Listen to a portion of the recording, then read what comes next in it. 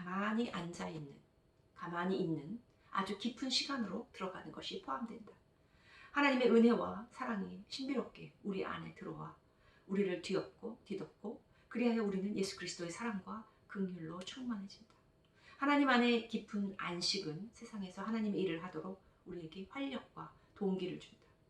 그 시간은 그리스도 안에서 내적 평안을 찾는 데 도움이 되며 그 평안을 갖출 때 우리는 다른 사람들에게 평안을 퍼뜨릴 수 있다. 향신 기도의 기본, 가만히 있음이 핵심이다. 가만히 하나님만 바라고 있으면 하나님의 사랑을 깊이 의식하게 된다. 우리의 초점이 점점 자아에서 벗어난다. 세미한 음성을 듣는 법을 배우는 일도 포함된다.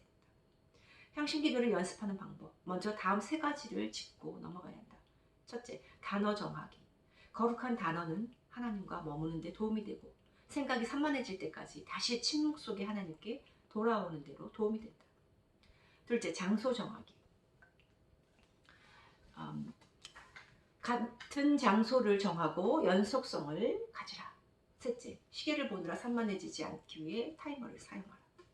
향신기도의 4단계, 1단계, 보호해 주시도록 기도한다. 사랑의 주님, 기도 충만한 삶으로 들어가는 이 여정을 시작하오니 저와 함께 하소서. 지켜주시고 이끌어 주소서.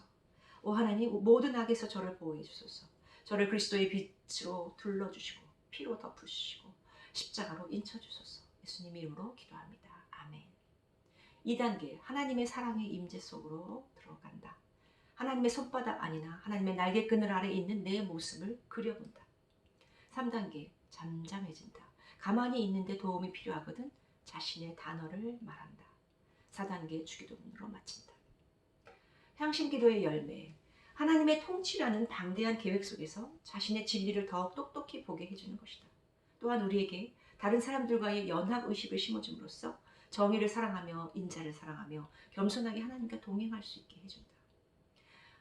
통전적 복음에 헌신한다. 새로운 삶의 방식을 발견한다. 하나님은 당신을 다른 삶으로 부르실 때 그것을 어떻게 분별할 수 있을까? 당신이 얼마나 변화되어야 하는지를 어떻게 알 수 있을까?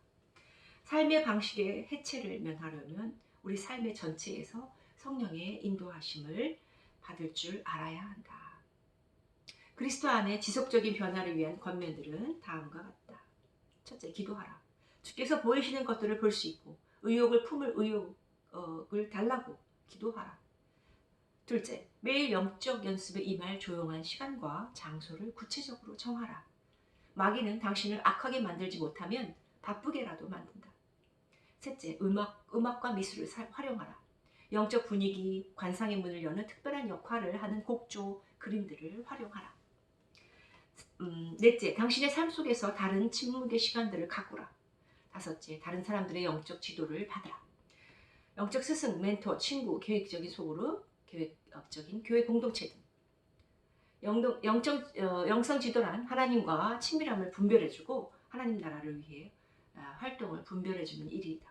우리를 자아 밖으로 끌어내어 세상에서 예수님을 위한 계획적 활동에 집중하도록 이끌어낸다. 여기서 자아는 이기적인 자아겠죠. 돕는 자로서의 친구. 하나님이 어떤 방식으로 당신에게 그분의 임재를 알려주셨는가? 기도, 관상, 영적 독서에서 하나님이 당신에게 주신 경험은 무엇인가? 당신이 부딪힌 어려움이나 좌절은 무엇인가? 사람들에게 행해지는 불이나 압제에 부딪힌 적이 있는가? 당신은 정의와 샬롬을 위해 일할 수 있었는가? 지난번 모임대로 하나님은 당신의 믿음을 누군가에게 나눌 기회를 주셨는가? 당신은 어떻게 반응했는가? 웨슬리의 4대 원리, 성경, 이성, 교회 전통, 경험, 이 4대 원리로 선택과 음성을 분별하라. 내가 생각하고 있거나 행하려는 일은 성경의 가르침에 부합되는가? 이성에 비추어 수긍이 되는가? 교회 전통, 예로부터 그리스도인들이 해석해온 성경의 의미와 맥을 같이 하는가? 나 자신의 경험은 물론 그리스도인들의 경험에 비추어 영 분별이 된 것인가? 자신이 하나님의 음성을 듣고 있는지 아닌지를 분별하는 최선의 방법 중 하나는 삶의 가능한 선택들의 시작과 중간과 끝을 기도를 통해 신뢰하는 사람들과 점검해 보는 것이다. 자신의 이 결정의 처음과 과정과 마지막에 내 동기와 의도는 무엇이었나를 질문하라. 경험을 바탕으로 분별할 때도 이런 질문을 던져보라. 믿음과 소망과 사랑이 자라는가? 당신의 삶에 성령의 열매가 맺히는가?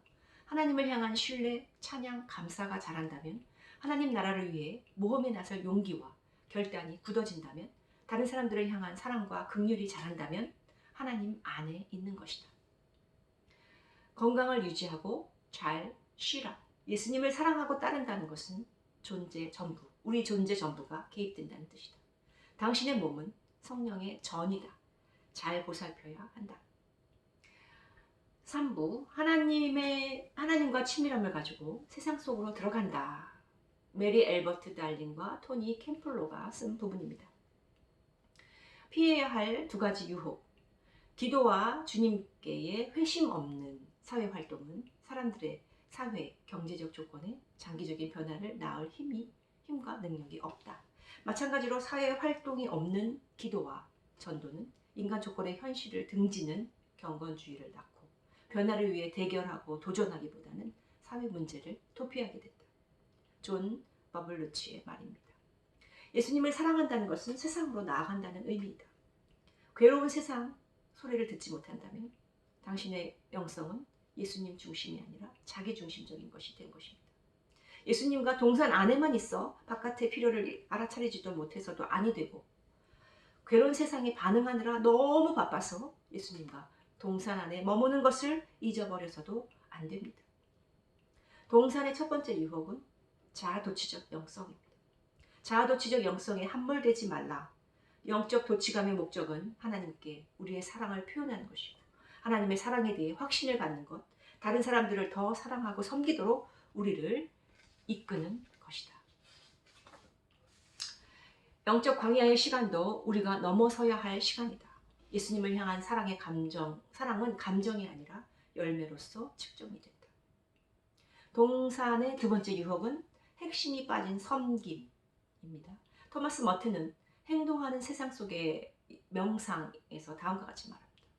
자신의 자아인식, 자유, 성품, 사랑의 능력을 심화시키지 않고 다른 사람이나 세상을 위해서 행동하고 일하려는 사람은 다른 사람에게 아무것도 줄 것이 없다. 그가 사람들에게 전하는 것은 자신의 강박, 공격성, 자기중심적 야망, 목표와 수단의 착각, 독단적 편견과 관념 따위를 전염시키는 것에 지나지 않는다.